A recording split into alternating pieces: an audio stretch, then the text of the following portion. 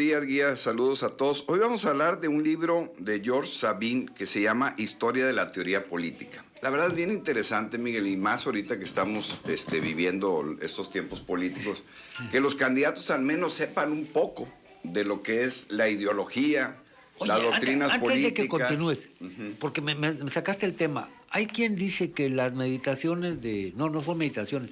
¿Cómo se llama este romano, hombre? Muy famoso pensador romano. Pues precisamente iba a hablar de Eurípides, iba a hablar de Platón, de Sócrates. Fue emperador incluso. Ajá. Pues Marco Tulio Cicerón. No, ese es el abogado. Ajá. No, ¿cómo se llama? Tiene tiene un libro que tú has citado aquí muchas veces. Creo que es Marco Aurelio. Sí, Marco Aurelio es uno de ellos. Sí. Bueno. Ajá. Hizo un libro que toda la gente, los doctores en filosofía y todos los grandes académicos dicen que es un libro que deberían de leer todos los políticos. Sí, claro, Miguel, porque mira, el tema de las ciudades-estados, que es como empieza este libro, en donde, pues antes del nacimiento de Jesucristo, ahora que pues vamos a empezar la Semana Santa, y hoy empieza la historia de 33 años antes de nuestra era cristiana, digo, para ubicarnos en tiempo, ¿no? 224 más 33 es cuando empezó precisamente hoy el Domingo de Ramos con la Semana Santa. Bueno, prácticamente 500, 600 años antes de que naciera Jesucristo, ya se estaba hablando en este mundo, sobre todo en Grecia, de cómo deberían de ser las ciudades-estados. Y me refiero a la obligación de que volvamos a las doctrinas políticas y a la filosofía,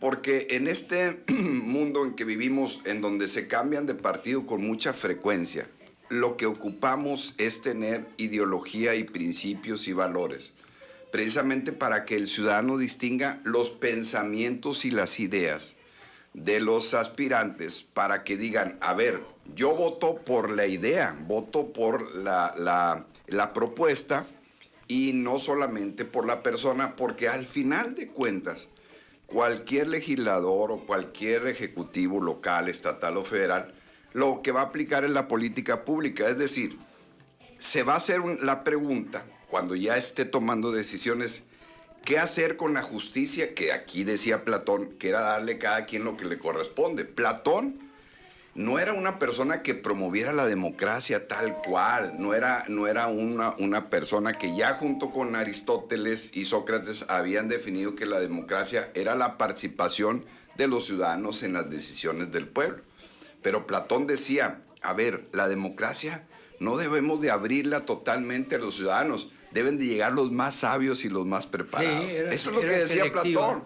Era una democracia totalmente dirigida, porque decía, no podemos dejárselos a los que no están preparados. Pero y obviamente, ¿quiénes eran ciudadanos? Sí, y luego también... Los que tenían dinero nada más. Es lo que dice el maestro, fíjense, bien importante. ¿Quién tiene la categoría de ciudadano? Vean nuestra Constitución.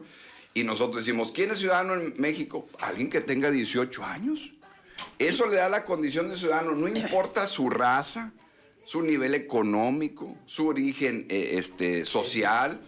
Y entonces, fíjense, cómo cambió esa condición de ciudadano y qué tenemos que hacer ahora, respetar esa condición de ciudadano, porque un ciudadano es libre para tomar las decisiones de participar en democracia, que no se agota yendo a votar. Eso es importante, pues sino tiene que ser una participación activa. Tiene que ver con la congruencia. Sí, porque si un candidato va a un partido con una ideología, unos principios doctrinales y acata a otros, pues no es congruente. Tú lo sabes, Rafa, que cuando es un partido político, cuando se registra ante el Instituto Electoral, lo primero que registra es la plataforma electoral. Y en la plataforma lo primero que viene son las doctrinas y los principios. Después vienen los estatutos. Y luego el programa de acción. En ese orden. Así está este libro. Primero la idea. Y luego cómo vas a desarrollarla y cuáles van a ser los mecanismos para crear las modificaciones o adecuaciones a esas ideas. Sí. Eso es lo que se está buscando y ese es el propósito de esta narrativa, para que pensemos en lo que es el régimen constitucional, un régimen en donde desde ese tiempo ya se pensaba cómo iba a organizarse las ciudades-estados. A los griegos y a los romanos les debemos eso, esa parte de esa historia, donde se preguntaban quiénes deberían de gobernar, cómo debería ser la libertad, cómo se debería aplicar la justicia, cómo podría y debería ser el tema de la propiedad privada. ¿Qué tanto debería tener el gobierno de propiedad y qué tanto deberían de tener los ciudadanos de propiedad?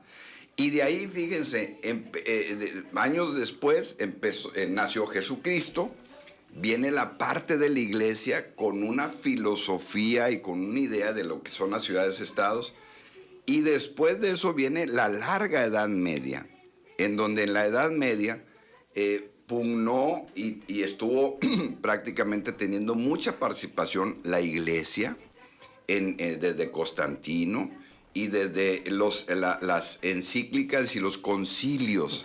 Los concilios son parte de esta historia de lo que es la teoría política, porque en los concilios se acordaban temas que tenían que ver con la justicia de los hombres, con la administración de la riqueza, con las decisiones de cómo se debería gobernar en una ciudad, en un estado, los límites territoriales. Incluso lo vivimos en la época de Juárez nosotros, la administración de los registros civiles, de los cementerios, de las propiedades del Estado, y se va forjando esa ciudad-estado, esa organización en donde los grandes pensadores decían, a ver, nadie puede abstenerse de ser político, porque la política en su raíz etimológica significa el interés de los asuntos de la ciudad, la polis y los temas que tienen que ver con la ciudad. A menos, decían, que tú vivas en una montaña y que no estés involucrado en el desempeño de una sociedad, es como te puedes abstener. De otra manera no hay forma. Puede ser apartidista, pero no puede ser apolítico, no es posible. No. Entonces, los partidos políticos en ese tiempo todavía no nacían como tal, pero llega el Renacimiento, llega el año 1450, el año 1500, y tenemos que hacer un descanso y una reflexión con Maquiavelo, porque Maquiavelo fue el antecedente de Rousseau y de otros pensadores que vinieron a darle una precisión a lo que es la ciudad, el Estado y de la administración pública, en el sentido de que tomaron ellos el proceso del poder que decía Moisés Naim en otro libro que les he narrado, del fin del poder, que el poder es hacer que alguien haga algo o deje de hacer algo. Y entonces Maquiavelo, en el libro El Príncipe, que aquí lo hemos comentado, lo que hace y lo que decide es cómo delinear una política pública para que los ciudadanos hagan o dejen de hacer algo. Cómo ser temido o cómo ser admirado. Cómo causar problemas en el reino y cómo saber solucionarlos. Cómo administrar la ambición de los seres humanos que ha habido durante toda la vida y persiste en cuanto a la acumulación de poder y de riquezas que da en los puestos públicos, y cómo poder controlar, y empezaron a crearse el sistema de jueces y los contrapesos. Ya después vino Rousseau y ya llegamos a la época de Inglaterra y Francia, donde empezaron los equilibrios del poder y empezaron el Senado, empezaron las cámaras de diputados, y no solamente eso, sino que ya ahí estaba muy claro quiénes eran los que tenían una visión más liberal y una visión más conservadora. Es decir, quiénes estaban a favor de la iniciativa privada, quiénes estaban a favor de la administración del gobierno de todo. Y estamos hablando del siglo XVII, del siglo XVIII, que llegó hasta el siglo XIX, todas esas ideas, cuando ya Carlos Marx, cuando vio que ya se había dado la revolución industrial, que había una serie ya de jornadas laborales, y empezó también en esta teoría del Estado a hablar del tema del salario, del tema del derecho a huelga, del tema de los derechos sociales que deberían de tener los trabajadores y qué debería hacer el Estado para proporcionar bienestar. Y empezamos ya a ver sistemas educativos, sistemas de salud, sistemas de gobierno, equilibrios en los poderes públicos, temas de compartir bienes públicos entre la iniciativa privada y el gobierno.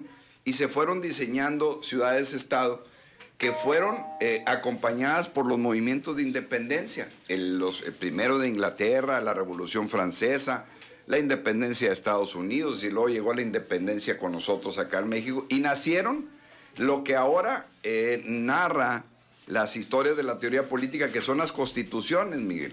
Las constituciones en donde ya está claramente definido cómo se administra el poder, quién tiene la responsabilidad, los perfiles de las personas que deben de llegar a gobernar, cuáles son las características. Nació el sistema de partidos políticos. Y ahorita tenemos una ciudad-estado, una teoría del Estado, aplicada con cosas que nos dijo Eurípides, con cosas que narró Sócrates, que dijo Platón, que dijo Rousseau, que dijo Martín Lutero en cuestión de la iglesia, miren, y que Maquiavelo escribió. Y fíjense, toda esa historia del pensamiento de más de 2000 años, las vivimos todos los días en nuestra sociedad. Y por eso es bien importante conocer esta historia, para saber qué ha funcionado y qué no. Pero Maquiavelo postulaba cómo debe ser el príncipe, no como él quisiera. Sí, porque era un estado ideal, Rafa. O sea, él se imaginaba qué es lo que debería de representar ese poder, que es el poder ejecutivo, como y lo delineó de esa manera, sí, para ponerle dosis de piedad, de reflexión, también de admiración, pero también de concordia, pero también de aplicar la ley, Miguel. Porque de la fortaleza, porque miren, no puede un Estado ceder el monopolio de la fuerza a ningún grupo. Eso es ceder una parte que es esencial en la teoría del Estado. El Estado como tal tiene el monopolio de la fuerza, porque para eso fue creado. Pues si no, pues ¿para qué lo creamos o para qué votamos por un gobierno? Si no aplica la justicia y no pone orden y no aplica la seguridad pública. De eso es en lo que se trata esto. Y por eso, Miguel, pues esa es la recomendación del día de hoy. Qué bueno que me Historia de la recordar teoría política. A Marco Aurelio. Mira, Mau,